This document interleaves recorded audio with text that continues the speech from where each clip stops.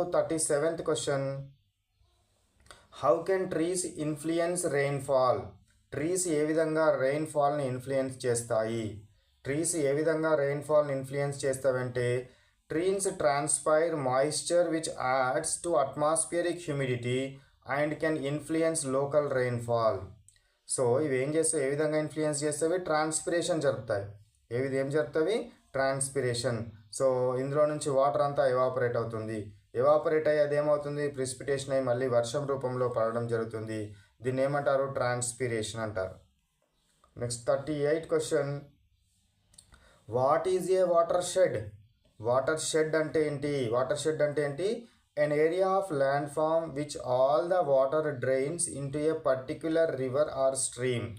So ఈ వర్షం ఏదైతే ఉంటుందో, ఈ వర్షం ద్వారా ఈ స్ట్రీమ్స్ ఏవైతే వస్తాయో ఒక్కొక్క ప్లేస్లో కొంత ప్లేస్లో ఈ వాటర్ని ఆపడం కోసం కట్టబడిన చిన్న డ్యామ్స్ని ఏమంటారు? వాటర్ షెడ్స్ అంటారు. చిన్న డ్యామ్స్ని ఏమనడం జరుగుతుంది? వాటర్ షెడ్ అనడం జరుగుతుంది. Next 39th question. How does urbanization affect run off? So urbanization వల్ల, పట్టణీకరణం వలన వర్షం అనేది రన్ ఆఫ్ అవడము అంటే కొట్టుకొని పోవడము అనేది ఏ విధంగా ఎఫెక్ట్ అవుతుంది అంటే, it increases run of because paved surfaces reduce infiltration. మనకి ఏదైతే సిమెంట్ రోడ్స్ అంతా సిమెంట్తో చేస్తున్నామో, ఇది కడుతున్నామో, అది భూమిలోనికి ఇంకకుండా చేస్తుంది కాబట్టి పడ్డ వాటర్ అంతా రన్ ఆఫ్ అయ్యే వెళ్ళిపోతుంది. పడ్డ వాటర్ అంతా ఏమవుతుంది? రన్ ఆఫ్ అయ్యే వెళ్ళిపోవడము జరుగుతుంది. క్వశ్చన్